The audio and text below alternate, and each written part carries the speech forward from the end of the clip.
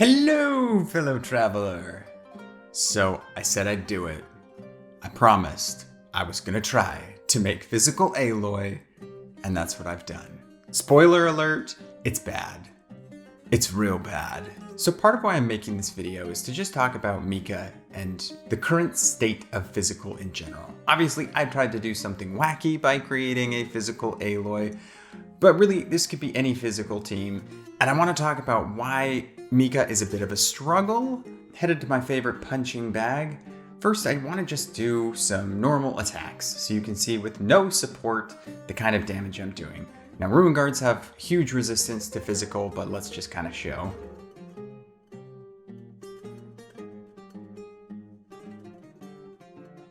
Now I'm going to use the entire team, so I'm going to get some Super Conduct, use Mika, Yunjin, and get some physical numbers with Aloy.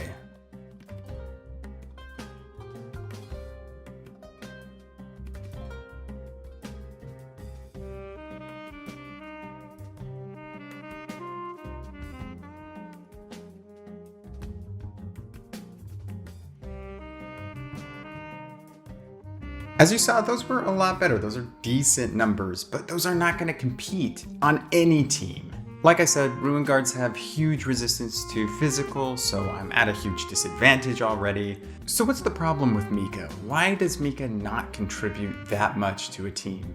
Admittedly, the attack speed is pretty fun. That was something I was excited about, and I am enjoying that. You do get decent attack speed from Mika, using especially a bow character. But honestly, I actually found it most fun with Razor, who's a character I had not built, but I really enjoyed playing Razor on a Physical team with Mika. So some of the problems that you just saw, and showing against one enemy is not the best way to show off Mika, because I am automatically losing some of these physical damage increases that Mika can do if he hits multiple people with his skill. My Mika is at C0, so a C6 Mika is probably going to make a bit of a difference here, but C0 kind of lacks. I put Mika on Noblesse Oblige. I went Energy Recharge, HP, and Crit Rate, and I used Crit Rate because I'm using the wrong weapon. Curses! He's supposed to be wielding the Favonius Lance, but I actually threw it on Yao Yao to do an Abyss run, and you can see I just don't have very many of these. I don't pull very many of these, unfortunately, so they have to share, and I haven't even leveled it up all the way. Out the gate, one of the problems with Mika and Physical teams is you're doing everything you can to give your Physical character bonuses. So in this case, I'm starting with Fischl, and then I'm applying some cryo to get super conduct on enemies. I'm getting bonuses from his skill and his burst. I use Yunjin, but Fischl isn't really doing anything to power up Mika, or Fischl isn't doing anything to power up Yunjin. All of these characters are doing stuff to strictly power up Aloy. And this is where the problem comes in. This is kind of a hyper carry situation where Aloy has on her shoulders all of the responsibility of damage. If you look at a team like International, we start with Bennett. Now, Bennett does not contribute that much damage by himself. However, whoever follows Bennett starts to get some of the boosts. Now, in this case, it's not going to benefit Sucrose that much. Maybe if I was using Kazuha, I might get a little bit more out of it. But certainly by the time I land on Xiangling, her burst gets all of the benefits of Bennett. So now she is contributing more of her own damage, and then Child, attacking inside the burst, also gets benefits of the burst, while Xiangling is getting benefits of the burst. And Sucrose, of course, is also contributing both to Xiangling and to Child. So on a team like this, you're getting damage from sub-DPS characters and the DPS character, instead of putting all of the weight on Child's shoulder to contribute damage just himself. The same is true with this other team I was kind of playing around with Aloy. It's a freeze team, it's not going to be the most optimized team, but it does perform decently well. But part of why it's working is I get damage contributed from Yelan, who also is going to boost Aloy's damage. Yunjin is going to boost Aloy, and Mona actually boosts both Aloy and Yelan. What Mona can do is create that illusory bubble effect so that now everything that's hit from Yelan and Aloy is getting boosted. So with a team like this, I'm not solely relying on Aloy and solely relying on boosting Aloy to kind of get those benefits. So to just show you what that kind of looks like and to show you that bubble effect, I'm just going to do a quick run without Yunjin, a couple treasure hoarders down here. Let's see how this works out.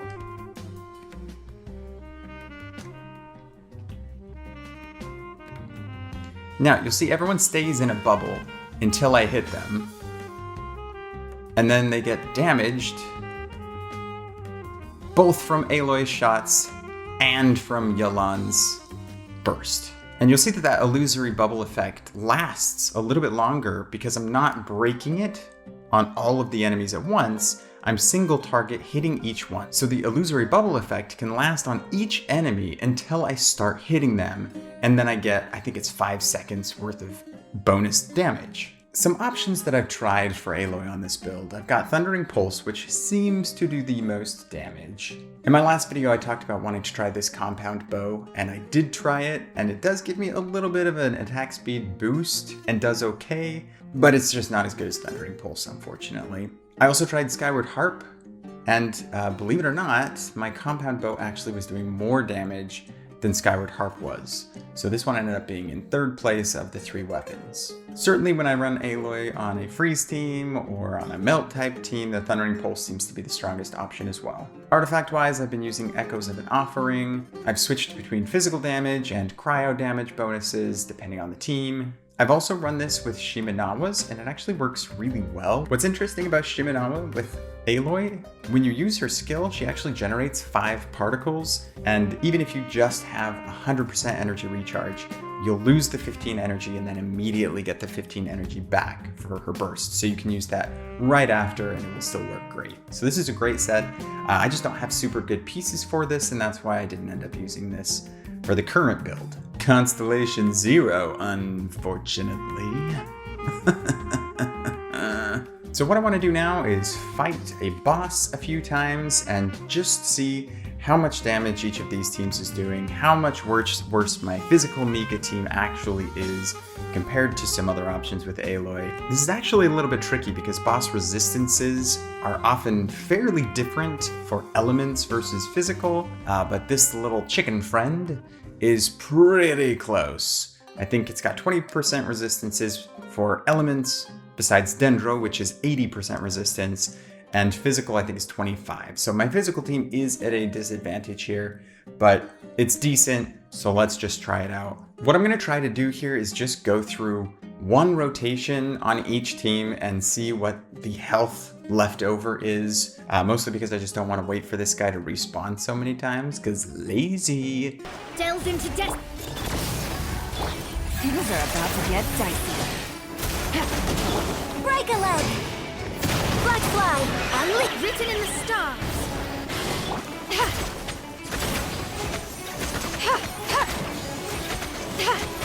You're stuck now. All right, physical team, let's go. By royal decree. Leave the wounded to me. Grand finale.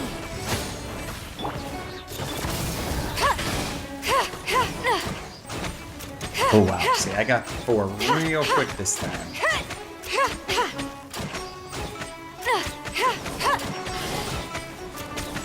This is a new one. Okay, maybe that wasn't the best example because unfortunately I got 4 stacks too quick, which also tends to be a problem with her physical team, but it is what it is. Last team, we're just going to try to do some melts. This is where Xiangling is going to do all of our damage and we pretend that Aloy is contributing. Bennett is a better option on this team if you're good at the game, but I suck at dodging and sometimes I need me some shields. This'll pack a punch. Here's backup. As one with wind and cloud. You're toast!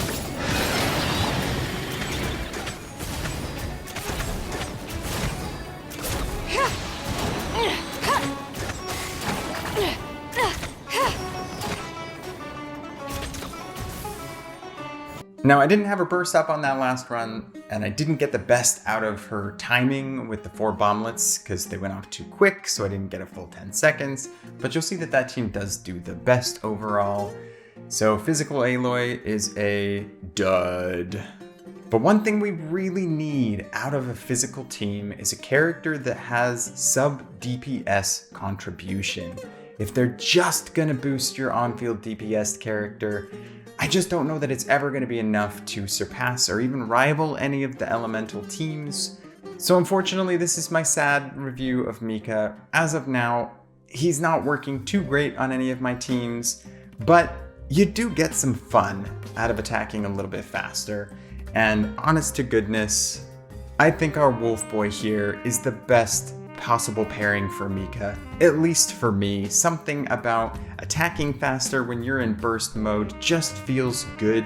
And you only need that one cryo character, and now you've got your electro character, so you can have 2 other diverse supports, and your 2 other supports can give you tons of freedom. I mean, if you wanted to go with a Hyper Bloom team, do it. Add a Dendro, add a Hydro, boost your physical while your electro is doing stuff. I don't know, that's probably terrible, but the point is you get some options. So that's my favorite team with Mika. Tell me what you're doing with Mika in the comments. I'm hoping in the future we'll see more physical teams that are actually gonna hold their own. But that's it for now, so I will catch you later.